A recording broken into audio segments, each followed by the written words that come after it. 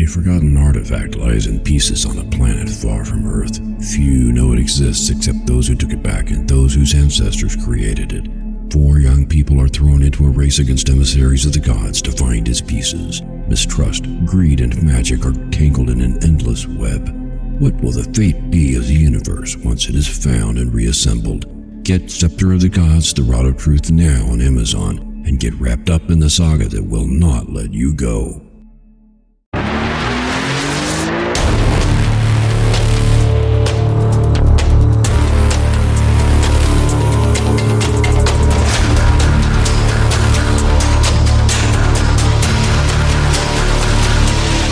Good morning and welcome to the Motivational Devotional, where we are merging motivation and spirituality to create a daily dose of confident positivity. I hope that this morning's podcast will help you to be more spiritually and positively motivated so that you can transform your day. Do you make a wish when you blow out the candles on your birthday cake? Is it a serious wish, something you deeply hope comes to be? Probably as children, we all may have had that kind of magical thinking because our parents told us that if we were to blow out all the candles, then our wish would come true. Year after year, I tried and tried only to be disappointed and have to wait another 365 days for one do-over. The worst part was that each year saw the addition of one more candle, making it that much harder to blow them all out in one breath. At my age now, I think I would just wish to survive being able to blow them all out in one breath. What kind of things did you wish for? I can't even remember, but I can guess. My birthday is in March, so I probably would have wished for something I wanted for Christmas and didn't get. In my single-digit years, I might have wished ill upon one of my sisters, but I can't attest to whether that happened. Regardless, I'm glad that certainly didn't come true.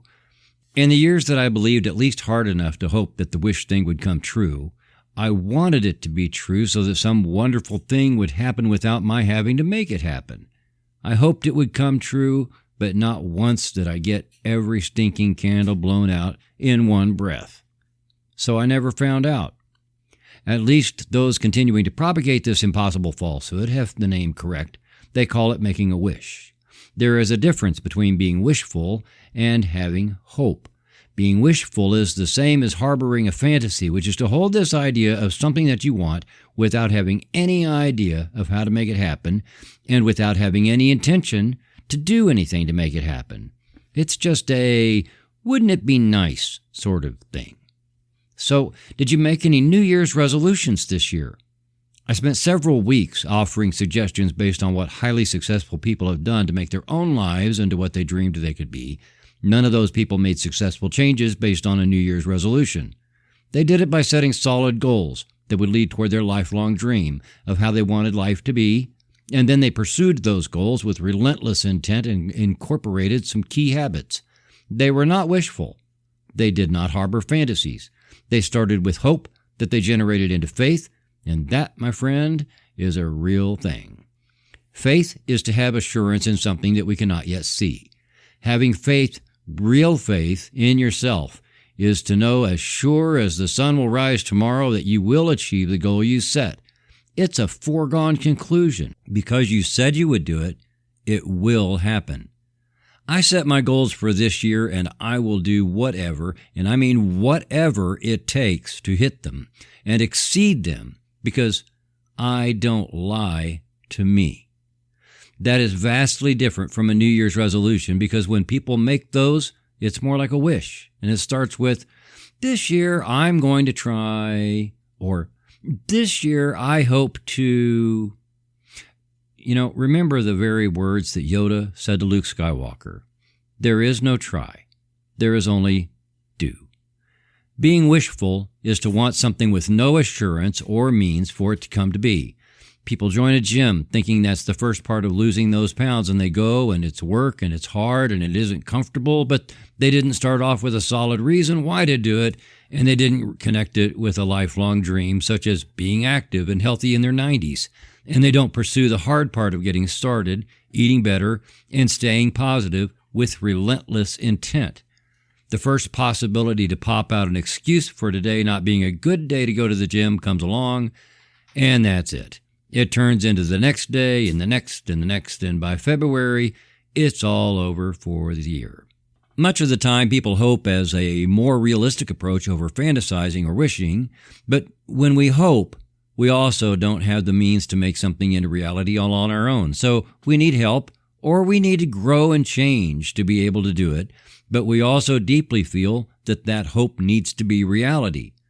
If you never achieved anything you set out to do, then this is maybe the best you can do at the moment, because at least you are using your mind to grab hold of a dream for something better. But let me assure you that you can grow that hope into faith by making little baby steps in the right direction and realizing that each of those steps just got you closer to that lifelong dream. Instead of having to blow out all the candles on your birthday cake, you just need to keep swinging at that nail, even if you miss day after day after day, because you only have to hit it enough times to totally nail it. The times you miss don't count. Maybe you hope for better relationships. Maybe you hope for positive changes in your work life. Maybe you hope for conflicts to be resolved. Maybe, like millions of other people, you really do hope to drop some poundage and grow some muscle. If all of this is beyond your influence or control, refrain from taking self-destructive action just to fill the void of your hope. Go ahead and hope anyway, and let that hope form a vacuum. The universe will not let that vacuum stay a vacuum. Your hope, if you maintain it with relentless intent and continually seek ways to make your dream happen, will transform into faith in yourself and faith in the universe, because all of creation is already conspiring in your favor. Make no mistake, you will be involved in the process. We may not know all the ways and means by which that will happen, but rather than making a wish, we say a prayer. Set a goal, take the first step in faith, and continue to take action and hold on to hope. Things will be resolved according to divine timing, because, baby, the universe always has your back. Martin Luther King Jr. said, "We must accept finite disappointment, but never lose infinite hope." Thank you for taking the time to listen today.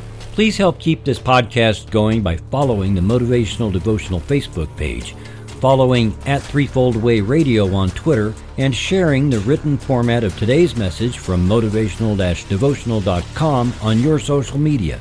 I am deeply grateful for your support, and thank you for letting Motivational Devotional be part of your journey. Peace out. See you tomorrow.